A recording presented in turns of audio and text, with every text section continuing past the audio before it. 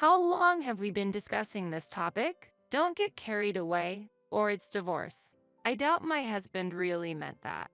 Tomorrow, as his mother is set to be discharged from her treatment, my husband keeps pushing the idea of her moving in with us.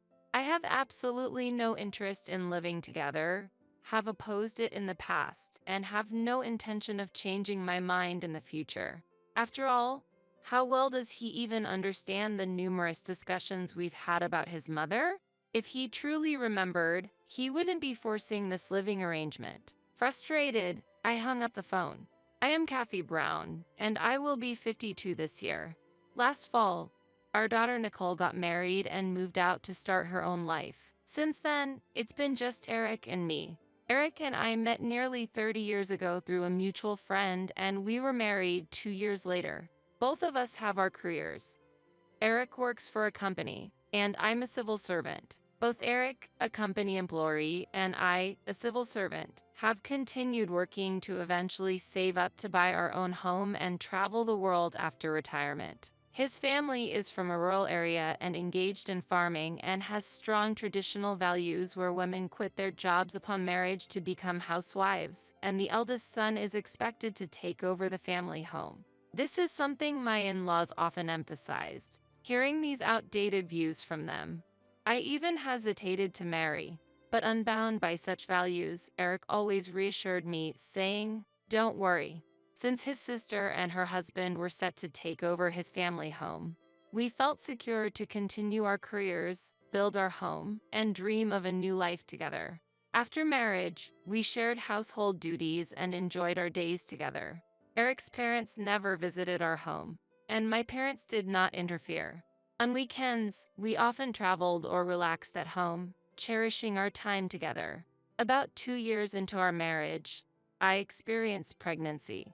My parents who lived nearby regularly checked in and supported me daily, allowing me to give birth in this area without having to return home. Our family was blessed with a lovely baby girl. With the birth of a newborn followed many traditional customs.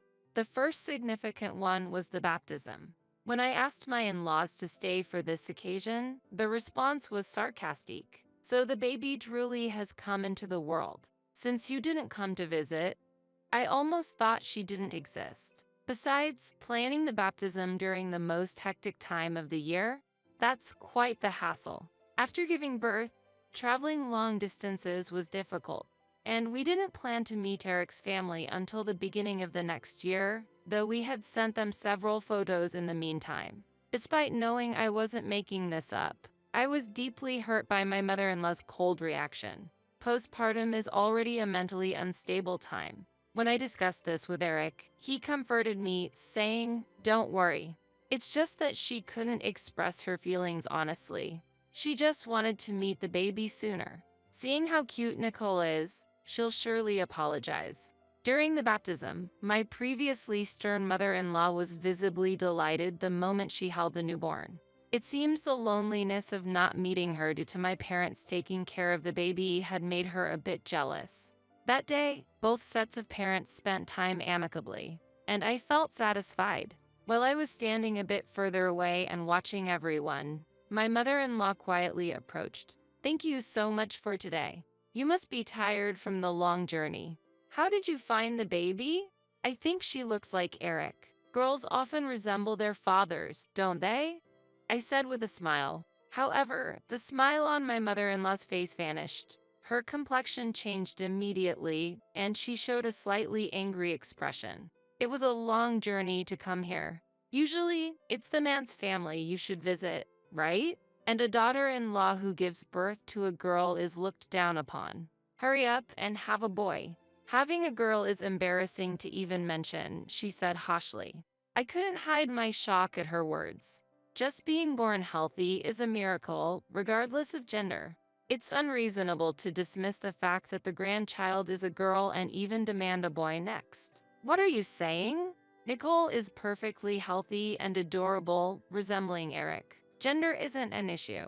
I couldn't remain silent. Nicole was wrapped in a cute white dress, looking absolutely adorable.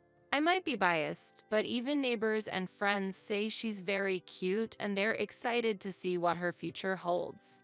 Having a male child is very important. A boy is seen as the heir to the family. You wanted a girl? It's a daughter-in-law's duty to have a boy, she stated without any sign of remorse. As I was about to argue back, I heard Nicole's cry from afar and Eric came to call me.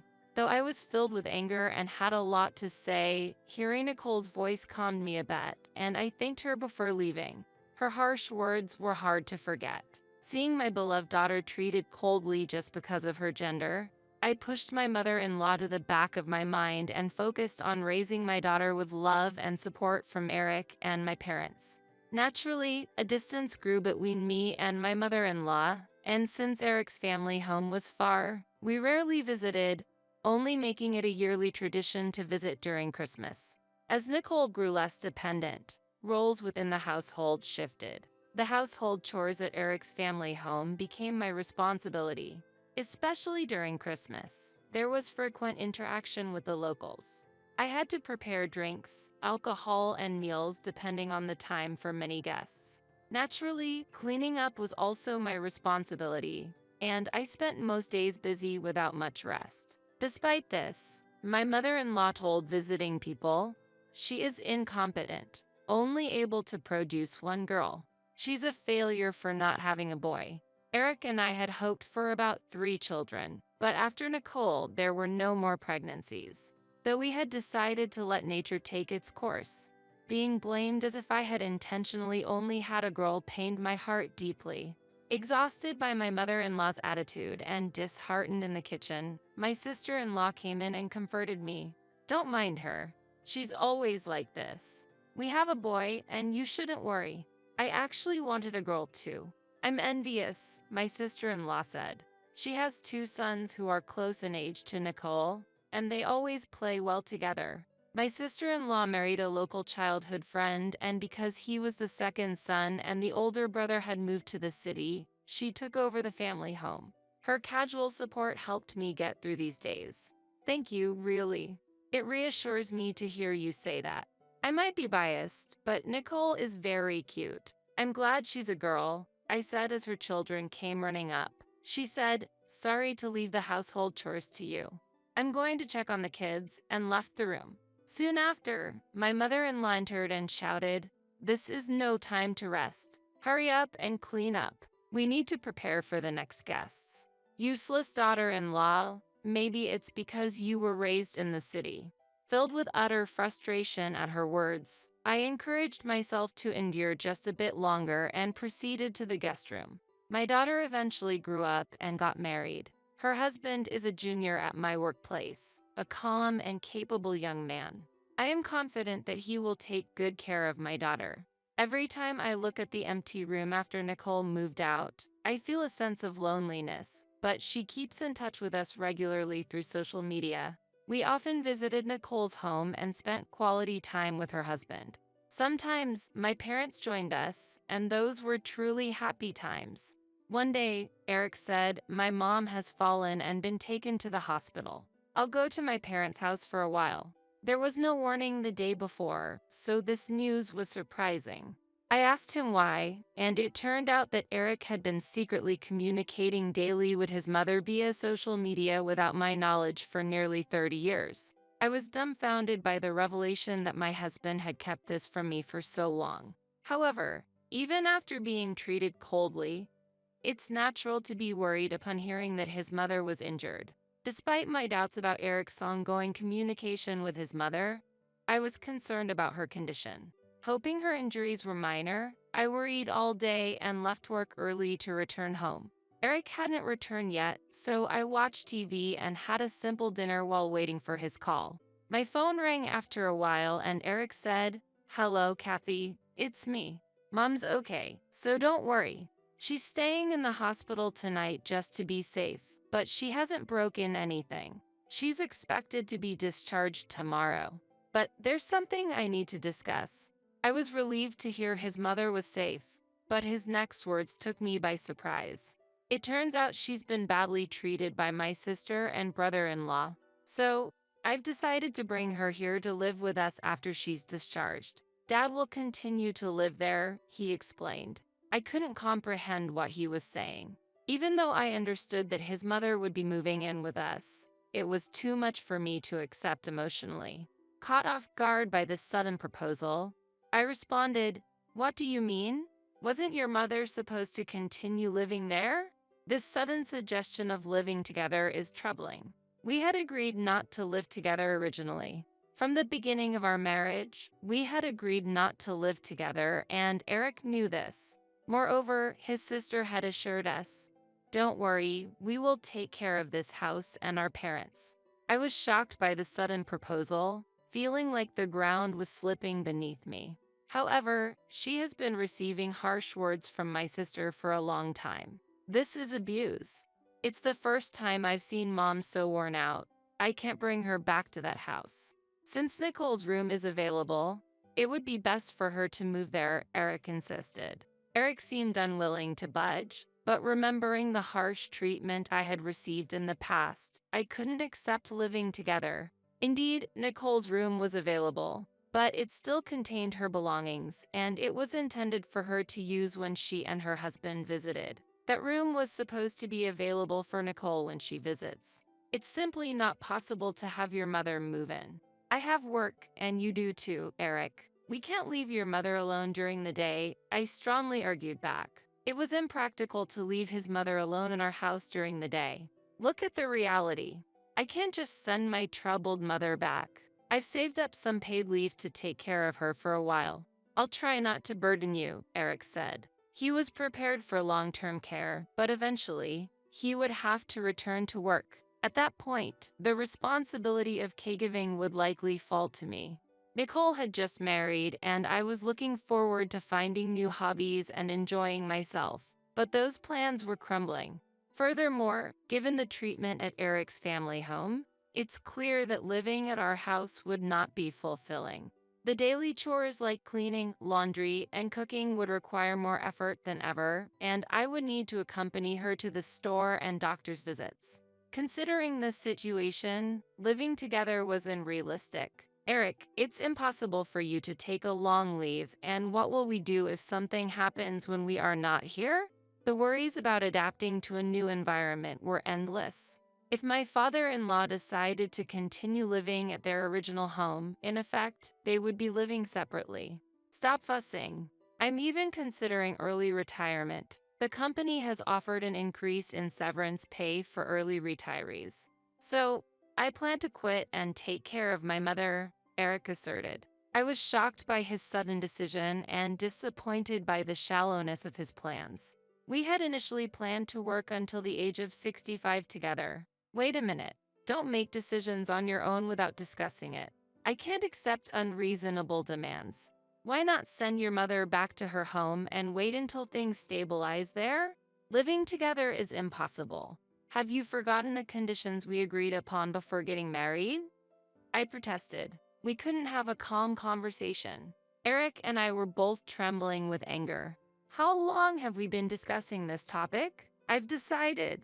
I've already told the company that I'll be using up my paid leave. I've also finished consulting about early retirement during that time. Always opposing me. I didn't think you were such a cold person. Don't get carried away, or it's divorce, Eric shouted. Although I was surprised by his remark, I wouldn't regret leaving the house if we couldn't live together. If his mother was coming, perhaps separation was also an option. I decided to think about divorce later. Fine. If you choose your mother, then I'm leaving, I declared and ended the call. Once my decision was made, I acted quickly. I had intended to think it over thoroughly, but once I made up my mind, I downloaded the divorce papers and filled out what I could. I left them conspicuously on the living room table. I packed my bags, informed Nicole about the recent events, and asked to stay at her place until I found a new one. Nicole kindly responded, "Stay as long as you need, and if necessary, I'll come to pick you up with the car." I packed all my belongings into bags and left the divorce papers clearly visible. It was sad to leave behind the furniture, appliances, and dishes I loved, but I had limited luggage I could carry and had to move out quickly, so I had no choice. I expressed my gratitude to Nicole and her spouse. borrowed a room to store my belongings, and we talked about the events of the night until late. The next day around noon, when I turned my smartphone back on, I unexpectedly found numerous missed calls. Upon checking them, I saw they were all from Eric, which confused me as it felt like monitoring. Just then, my phone rang again. "Why did you leave the house? And why are the divorce papers on the table?" "My mom says she's hungry. Can you make her something to eat?" Had Eric forgotten our conversation from the previous night? Not even noticing the divorce papers, only worrying about his mother's meal. What kind of nerve was that? "I told you yesterday, we're getting divorced. I can't deal with your unreasonable demands anymore. I'll hand over the shared bank account information, and I'm letting go of the house and all our belongings. I want to avoid disputes over asset division and compensation. Make sure you file the divorce papers," I said and ended the call. Right after ending the call, my phone rang again. "Don't call anymore. I'm at work right now." I briefly refused and set my phone to block his calls. I felt more disgust than sadness toward such a disgraceful husband. I never thought divorce would feel this easy. I had expected to be sadder and more depressed, but surprisingly, I felt refreshed. Perhaps my dissatisfaction with my husband was deeper than I thought. After a while, I might settle down and be overwhelmed by loneliness. Anyway, I was determined to move forward without looking back, but Nicole's offer to take your time, let's live together, moved me, and as a result, I continued living at my daughter's home. 2 months after leaving the house, my ex-husband contacted Nicole's home. "Nicole, is your mom there? I need to talk to her for a bit. Could you call her for me?" Nicole sensed something was wrong and handed the phone to me, saying, "Dad seems to be in a serious situation." 2 months had passed, and I wondered why there was such urgency. "Good evening. It's been a while. How have you been?" I greeted him, and he replied immediately. "Hey, Kathy. I got a sudden call today saying the mortgage payment was missed. What's going on? The payment should have already been made from our joint account. We pay the electricity bill from that account too, right? They told me that if it's delayed further, they might seize the property. During our marriage, all living expenses were paid from that joint account. This included the mortgage, utilities, food expenses, and credit card payments. We each deposited $1,500 per month into that account, totaling $3,000 every month. Thanks to this, we had some financial flexibility, and our savings had gradually increased. However, after the divorce, I stopped all deposits, so I'm not aware of the current account status. It's hard for me to say what to do. I don't know the balance of the joint account anymore. I haven't made any deposits since the divorce.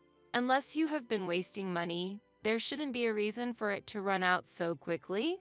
There was a sudden gasp from the other end of the phone.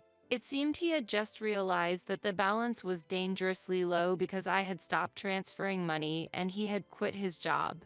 His mother staying over also probably led to additional expenses like buying new furniture and eating out frequently, which caused a considerable amount in expenditure. To tell you the truth, the divorce hasn't been finalized yet.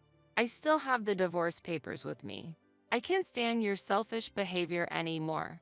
Please come back home. If you return, even Mom will forgive you," he said. I couldn't believe the divorce wasn't finalized yet. His behavior, as if I should forgive everything, infuriated me. Eric and his mother might be able to forgive, but I can't and won't put up with it. He was still talking, but Eric's words didn't register with me. "I still love you, and we were happy when we were together. You still have feelings for me," he claimed, stating things contrary to the facts. "It doesn't matter what the situation is over there. I want a divorce and consider it already finalized. You should get along well with your mother. Handle any financial worries between yourselves," I made it clear. Even if they were struggling with money and a place to live, that was no longer my problem. "Understood. Then, I'm going to Nicole's house with Mom right now. We'll sit down and resolve this," he said angrily and hung up. I immediately contacted Nicole and her husband to explain the situation. They promised to handle it calmly. I felt embarrassed and sorry for causing trouble for my daughter and her husband. Nicole's husband reassured me, "Don't worry. Please, take it easy." Eventually, Eric and his mother arrived. "It's been a while, Kathy. Why aren't you taking care of your husband's parents?" "It's not right for Eric to struggle," she said without greeting Nicole and her husband. "Grandma, good evening. It's not just Mom here. I'm here too. Please stop getting angry without even properly greeting first. This is my house, so please follow our rules," Nicole responded firmly. This was the first time I saw my daughter stand up so assertively. The little girl who once needed protection had grown into a confident, independent adult. "Grandma, Dad, please come this way. I'll show you to the living room," Nicole said, taking the lead like a teacher managing a classroom. "Everyone, please take a seat. First of all, Grandma, what are you doing here? Aren't you supposed to be living with your daughter?" Nicole began to take charge. My mother-in-law muttered in a low voice, "Acting all high and mighty at such a young age? Who do you think you are? So, what's the matter? Dad, why did you suddenly bring Grandma here?" Eric quietly replied, "Well, because she's my mom." I yelled so loudly and no one is answering me. "What's going on? Kathy, do you have anything to say?" Disappointed with Eric and his mother, who were hesitant to speak clearly, they started talking to me. "I do have something to say. Eric, I used to deposit $1,500 into our joint account every month. If you didn't live extravagantly, that should have been enough for a while. If it ran out, you could use your retirement funds or savings, no?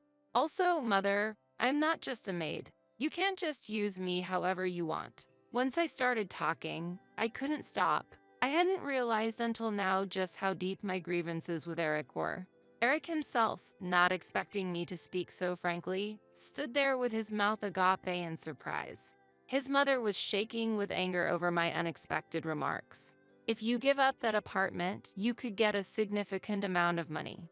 Eric manages it, so I'll leave the decision to him. Just be careful about changing the deed because it might incur a gift tax. Also, please manage the property tax by yourselves. Mother, if you can move around, you should at least do some housework. Why did you leave your home anyway?" I couldn't help wanting to know why she had left. She had been living there for so long, with her husband, daughter-in-law, and even her proud grandsons. Yet she suddenly left, and I didn't understand why. "Please stop raising your voice. My daughter has been harsh on me. It feels like she's bullying an old woman. I couldn't feel at ease at home, and when I fell, no one cared," she said pitifully. I felt nauseated at this sight. Just then, "Stop saying such shameful things. Just stop. You've always been so selfish, Mom. I can't believe it. Lying and seeking sympathy won't work. You should just give up and go back home," came the voice of Eric's sister from my smartphone. We had been on a speakerphone call with her. My sister-in-law, unable to bear her mother's words, had spoken up. She was direct and rational, saying things without reservation, which must have been hard for my mother-in-law to endure. On the other hand, her son spoiled his mother, quickly forgiving her at the slightest tear. "You were always so harsh. Eric is kind and always cares about me. It's just this incompetent wife complaining." "We are living happily here," his mother retorted. Essentially, she had fled here to escape conflicts with her daughter. It's also ridiculous. Eric being dragged into such problems was due to his naivety and dependency on his mother. "It seems Eric is waiting for you at home. Lucky you. We plan to sell this residence as well, so it would be ideal for you and Eric to go back home after clearing up. Since Eric quit his job, he has time on his hands. Helping with farm work back home would be best for him," I said to them, smiling brightly. They looked at me seriously. As they gazed at me, I pulled out a document. "Eric, this time I will make sure the divorce papers are filed. If you delay, the division of assets will be firmly decided through a lawyer. I won't ask for compensation, but the division of assets is inevitable. What shall we do?" With a look that felt like checkmate, I gave them a cold stare. I wanted to make a decision today. Eric sighed and finally signed the divorce papers. His mother continued to shout, "Heartless woman. Horrible wife abusing the elderly. Grandma, this is my last request. Don't forget how you always treated Mom harshly just because she had a girl and neglected me while giving toys and sweets to Aunt's sons. You never even gave me a single candy. Now that this talk is over, I want to say goodbye. Please leave this room quickly. I don't want to see you ever again, and you won't see your great-grandchildren," Nicole said tearfully but strongly. For a long time, I had been consumed by my own emotions, but learning how my daughter had been mistreated by her grandmother, I felt angry. My daughter's words are everything. Mother, please do not come here ever again. Eric, this is the end for us too. If I have to contact you about anything, I'll call Tracy, I said. Rejected by both me and Nicole, Eric and his mother left dejectedly. As the solution became clear, I felt relieved speaking with Nicole, her husband, and my sister-in-law over the phone, grateful for their support, and looked forward to filing the divorce papers tomorrow.